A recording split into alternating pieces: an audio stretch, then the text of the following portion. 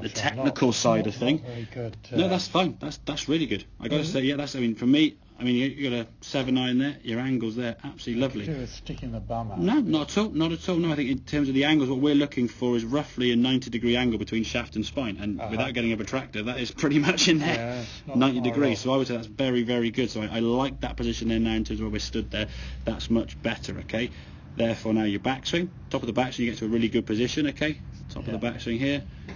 Very, very good. Now, when we change the grip a little bit with that left hand and the right thumb a bit more on top, that will certainly change the club face. But the feeling from here now, as the club starts coming down, you sort of drop to here. Now from here you started putting the power on, so the hands then started working out, which got the club what we call too far behind you. So if we come into this position here now, as the club becomes visible, you can see when the club's sort of level with the ground, the club sort of stuck behind you, coming from a very inside path, which is very common as someone hitting a golf ball over there. You're going to try and swing it in this direction to do whatever you can to stop it going left.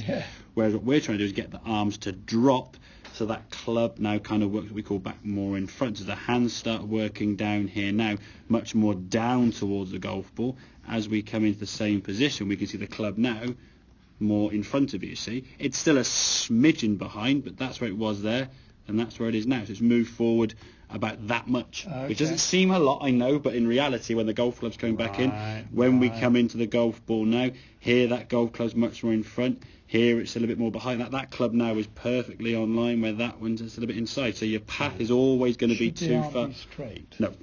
Which when you say arm, which arm are you referring to? Well, of course, it's the right one that's bent. Your right arm would want to be bent in there. You don't want that right arm to be straight. And in theory, really, you don't want any arm to be trying to be straight, because the second you say to someone, keep something straight, we lock it.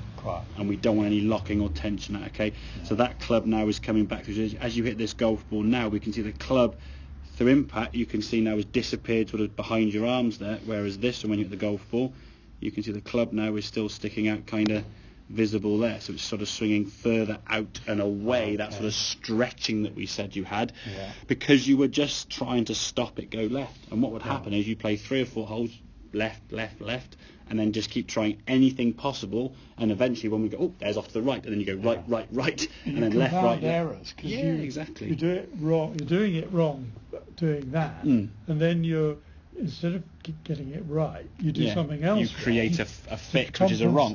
And I think 4 wrongs can make a right after 12 holes, and you make a couple of pars with a few shots, and you get a couple of 2 and 3 pointers, when it's back to the drawing board again, when it's going back to blob, blob, blob. So, but I think from the main focus on the movement of the body, like I said, is much better. Your knees are working 1,000 times better, because your setup now is much, much improved. Okay, just get the sensation where the arms are dropping, and take a lot of the hit out of the golf club there when you're coming down. The club head speed from there doesn't need to be that fast. It's from here to there we want the speed, as the club can now swing over your left shoulder, whereas this one, you can see the difference in that follow through, how much restricted that is compared to that one. That looks like someone's trying to please hit over here somewhere, no foot movement, no hip turn. Look at that one, full swipe through, bush towards target. Okay, so set up, ticks the box. Take away and backswing, definitely very, very good. For me now, it's that feeling of where the arms are working from the top, let them fall and drop, let that club work back in front, and then we get a much more direct hit to target, as opposed to in here somewhere off out to the right there. So okay, makes sense.